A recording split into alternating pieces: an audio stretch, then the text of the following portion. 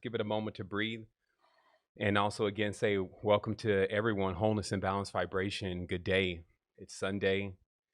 It's a new day. We're in this and we're alive and kicking. I feel like that, our consistent dream in this life is just to be here and to be grateful for this connection that we have and to make the best out of our experience. Like, you could only do so much in one day anyway.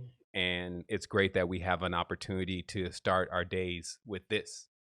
And sometimes, if we're not stimulated all the time because we're kind of like in the stimulation junkie culture where, everything must be new and, and adventure and an exploration, it's always great also to just dial into what we have that is consistent and what we have that also gives us a very strong window into the variety of our existence. And I feel like that this place that we've created with this meditation is that it's uniquely special in itself. And it brings us together in a very special time where I feel like that, we shouldn't just have to need each other. We do want each other. There's a lot in this connection that we share on this planet that is so much more expansive when we're all in a harmonic state. And I was even thinking about yesterday how, with all this stuff going on, I just had to kind of laugh for one moment because I was like, man, Earth is pretty intense. Like it's kind of got this stressful thing going on all the time. And it's when that starts to become foreign to you because you learn how to get into other spaces, it's just one of those things where it's like a preference, like how you choose to live your life. But when you want to change, it doesn't just happen right away. That's the only thing. It really does take you to go one cycle, whatever that is for yourself. Some say it's 22 days, 23 days. There's different quotients of what it takes for a person to set in a new cycle and a new intention. And so Sunday is a new day. It's a time that's great to set in the new cycles and set in the new intentions. I brought awareness this week to next month being a key and instrumental point of dialing in your energy properly. I see this happen every single year, starting from March 22nd all the way into the choosing of the Aster being the most important times where you're definitely choosing who you're going to be with, who you're going to rock with. So how that works is let's say energetically we all have a mate, and contrary to kind of how things happen on Earth, in the greater spaces, your mates oscillate. It's like a dance. And you get a chance to choose based on the new energy that you want to bring in, or you can remain with the energy that you've been uh, you know, cultivating or, chilling in. You get an opportunity to actually dive into another womb and to begin to manifest a new projection. And that's what the Asters really were. It's like an egg. Um, and that's why Easter got the egg and then it got the rabbit. And, that's all fertility. That's all the movements of Venus. And also what you witness rabbits do under the moonlight, which if you have seen, they have this little weird dance that they do. Nature has all of its mysteries embedded in it if we're looking. And that egg structure is the 100% okay, I give it my approval, seal of the gods geometry of what is the best way to form something when you're bringing it into this space, right? So with the egg and the womb, you have these powerful gestation components in life where you get a chance to, because of course the egg does go through its term. It doesn't always remain an egg. It eventually hatches. So in this process, you get an opportunity to not only pick the egg that you want, you have then the power to actually cultivate that egg, that energy, and then to bring it to life. And if anyone caught semester two's University on the last episode, or excuse me, the last presentation, I mean, there was a really massive opening up. I had an entire script of what was supposed to be on that particular lesson with the university. This is university semester 2, the last lesson. And man, a force came through so powerful.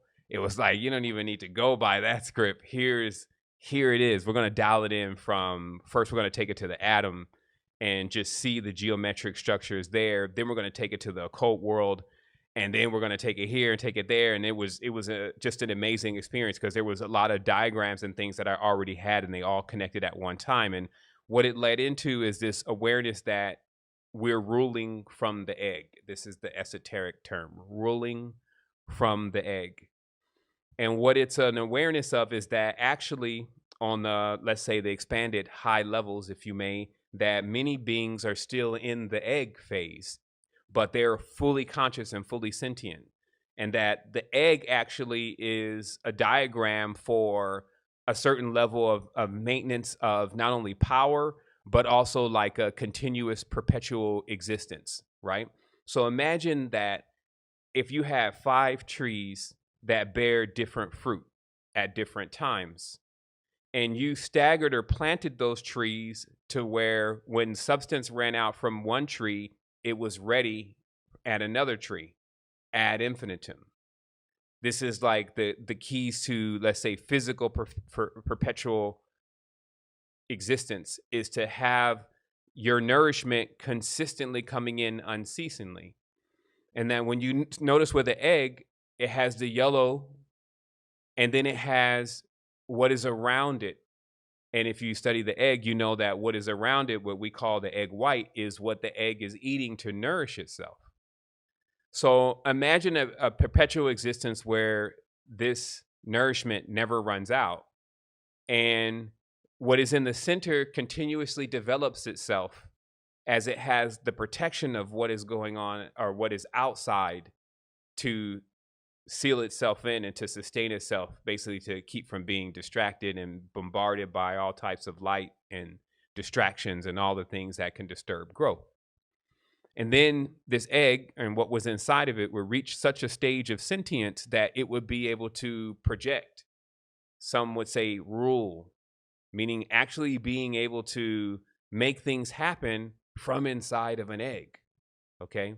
Now, the occult mysteries behind this are pretty deep. They talk about this egg that is actually like more of like a dark, even almost a black, because it's so mineralized, and that these eggs used to just sit over in the delta, which is actually surprisingly shaped like a vagina, and that all of, let's say, the souls that are coming from underneath, which is really inside. The center of the earth is really the inside.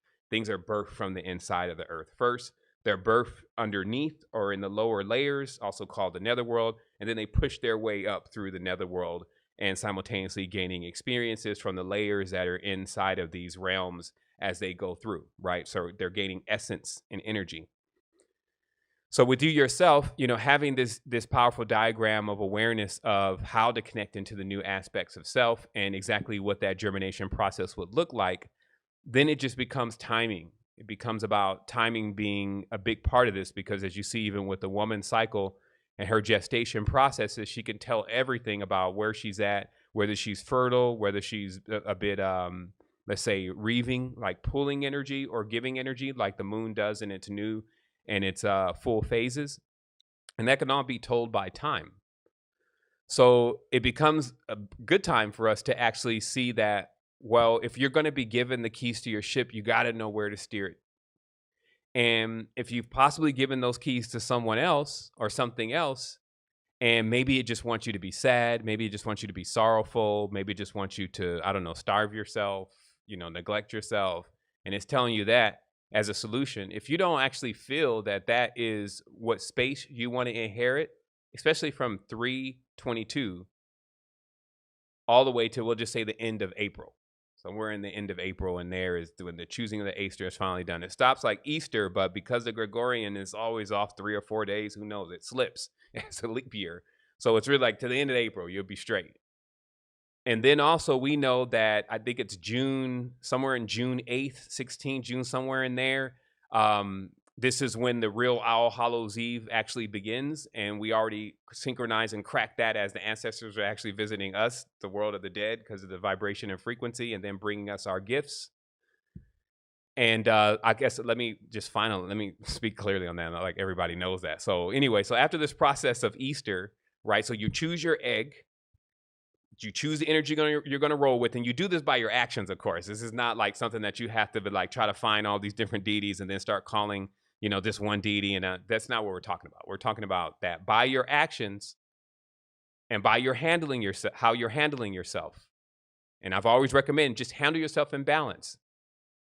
This doesn't mean that if something serious is happening that you can't be serious because you think you're going to manifest this energy that's just too serious for a year. That's neophyte stuff. What we're saying is work with your balance. Don't go too far to the extreme of just completely being oblivious to what's happening in this world and you're all on the higher consciousness and you refuse to come down into this and you just stay into this deer in the headlights kind of stage where you're just ignoring everything, right?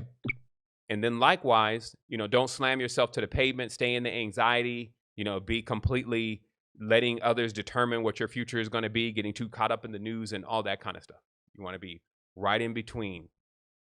And then as these times go through, then it would mean that you have chose because there's an energy that is associated with that. We don't want to be giving stuff names when it's so unique. So there's an energy that's associated with that that's just going to come and it's going to form right around you like an egg. And it's going to start that process of you gestating your new existence and how you want your energy for this next turn.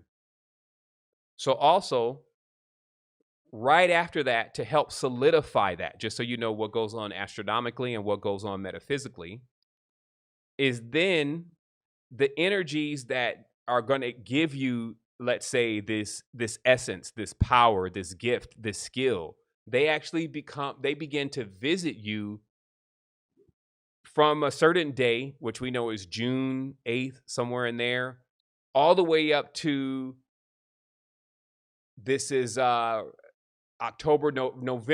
8th, somewhere in there. Okay. Like I never proclaimed to be an astronomer or an astrologer. I just know what goes on. I feel the energy. I know the story. And then this is as much as one needs to be aware of. So you have this moment, 322, which is already passed, all the way to Easter and a week after Easter, choosing the Easter. Then you have, once June begins, the ancestors coming forward, which are the ancestors are in the future. They're on a higher vibratory frequency, so they're not in the past. Time is distance, right? So when we say if something's in the future, it means it's on a higher vibration because time time exists, but it doesn't exist as a linear definition in the definition that many have given it. But a timeline is all of our memories and when those memories took place and even the simultaneous memories that took place at the same time. To insist that it doesn't exist, that doesn't make any sense, especially since you are waiting on 9 o'clock or waiting on 12 o'clock. You're already confirming its existence by your actions. So it's better just to understand how it works. So now in this time that comes, the ancestors who have to come through here anyway, everybody that's in one accord and knows what the real secrets are, they move with the current. And it's the same thing as the current in the ocean, as the current in the cosmos. As a sailor, if you get on that current and you put your sails in the proper direction, you can sail with the current and you never have to engage your motor. You only have to engage your motor when you're trying to go where you want to go without the realization that, hey, you're going to eventually visit every place anyway. The thing about riding on the current is the current moves all through the world and it visits every single place. So you set the time of, like any sailor, any navigator has to set the time that they're going to shove off. You don't just go out there. You set the time. And that's what I'm saying. Timing and knowing a little bit about this time, not getting obsessed by it, but knowing a little bit about this time, it is very important. So you know what time as a navigator, when you're going to be leaving out there, because you got to know what current you're catching and when that current is moving through. So once you get on the current, though, now it's what they call easy sailing. So to get to that stage of easy sailing where you're allowing the force of the cosmos at its highest levels to prepare you and propel you into the next experience, knowing that you'll never be too late, you'll never be super early, you'll be right on time, nothing will ever get left out. It visits everybody. It's a procession. They even actually have some holidays in India that still bear witness to this. of the ensemble of all of the gods and the deities and the energies. And what this was all about is that there's a continuous procession, which we call the stars, that come through and they visit you while you're in this prism. Okay, we've talked about the prison and the word prism, and how in the prism there is this 9 colors. 2 of them are invisible. One's called white, the other one's called black. Clear is invisible, or the absence of color. So they say 7 colors, but it's really 9. So there's 7 colors in the spectrum. So when you shine light into a prism, you get 7 colors, or a rainbow. And there's 2 other colors that you can't really see, but they're there.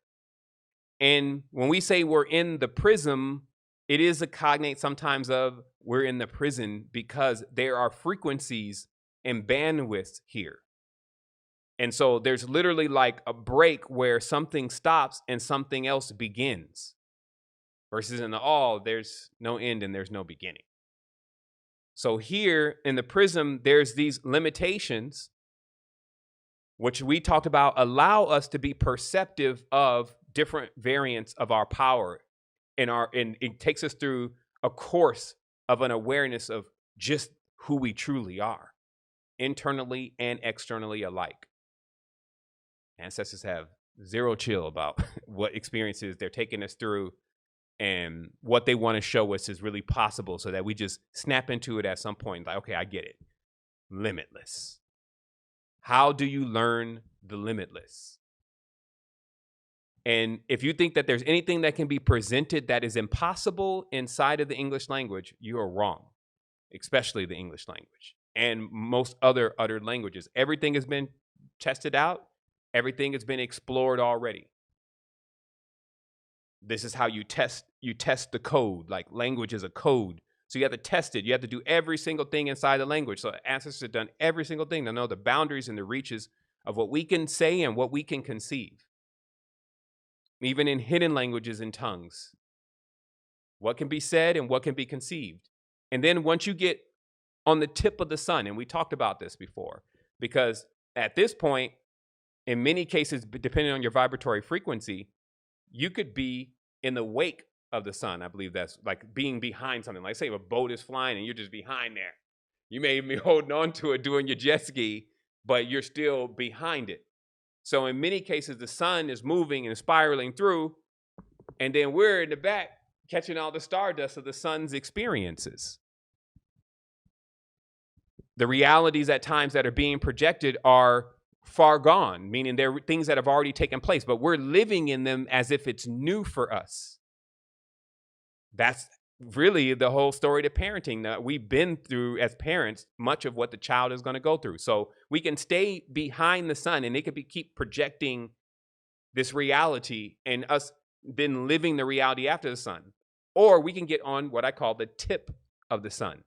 And then you imagine yourself, even if the sun's a huge ball, I don't know, maybe it's flat, who cares? And you're standing on tip of it and you're leaning forward, and now like we stand on the shoulders of giants. So everything the sun is just about to experience, you experience first. 2, boom. And you go through that experience in the full magnitude of what that experience really is. Now you're seeing it for yourself. You're not catching secondhand. You're getting the actual thing when it happens. But to do that, you got to be willing not to look back. And this gets a little tricky. Time begins when you look back. Time is very real, but when you're just in the experience, imagine everything becomes a first time for you. That's why we have all of these other planetary centers, because if it's just all about just the first time, well, shoot, we're going to be like just geeked up all the time, because the first time is so powerful. You know, think about every time you've had a first time. We have to do a meditation like that, maybe next Sunday, maybe you can remind me of that. Next Sunday, just thinking of your first time of a lot of things and seeing how much energy is condensed in that first time. But then what happens generally after that first time when it's so amazing? You wake up the next morning, then what do? You think about that. Now, of course, it's not going to be as good as the first time, and you thinking about it, there becomes a distance between you and that moment. Now, there's energy there, so you can actually pull in some of that energy. You smile again. Yeah, that was on point. And you're even happy for a while. But of course, by day 10, by day 11, This is not an eternal fire. Obviously, it begins to go out and you begin to need that experience again. Now, masters have seemed to also figure out how to be so minimalist. This is what the aesthetic was really about. To be so minimalist that even just a breeze from the wind, that this not, it doesn't take, a Ferrari and, several different friends, 50,000 likes, a new payroll, some food in the refrigerator, 5 freezers, and all of this to be like, it's just a little blow and gust of the wind. And now you're feeling like it's new again. So this is why there is power in the mind, even though many have thrown away the mind and feel like the mind is no good anymore. If you can get it up to shape, the mind is also very powerful because it's capable. It is the vehicle in which goes into these spaces and is able to feed the physical body even. It can feed the physical body thoughts of greatness. And if the physical body, if the mind is able to convince the physical body without a doubt that this greatness is true, the body it becomes great. So there's a procedure to all this. And that's why I was saying the metaphysics is a big key. Knowing this knowledge is a key. And also always remember that you are this. So if you feel like you're going to get stuck with no books, or that maybe the internet's going to come off, there's going to be no more Stephen Bomar or whatever, don't let the monkey mind tell you another story about how you need to, get this. This is something that you have. And then now you're just being told why you should probably use it this way, and it's just a suggestion. So we're going to go into a meditation because that is my dissertation for today. I didn't want to be long-winded. Somehow I said I wasn't going to say anything, but I guess the egg wanted to talk. And that was just because we're going to have key makers today at 9:30. That's going to be on all the major channels. So this is YouTube, this is Secret Energy TV, this is Facebook. And what we'll be able to do is we'll be able to have this meditation now, and then in an hour and a half, we're going to hear from the rest of the world. And we're going to open up a question and answer session for all those that want to attend. And we're going to bring our brothers and our sisters that have also been with us, that we know are equally acclimated in their own way to address questions. And we're going to see, what the key makers are able to resolve and bring solutions to as we keep going forward. So our sister Deus is going to do the meditation for today. She's going to bring us into something unique and special. I'm going to line up these cameras, which is done to get that started. And we're going to do a brief sound test just to make sure everything is on point. And then we're going to do our meditation. And then later on, we're going to come back in for our next level of fun, which is going to be key makers and sharing with one another and demystifying this matrix.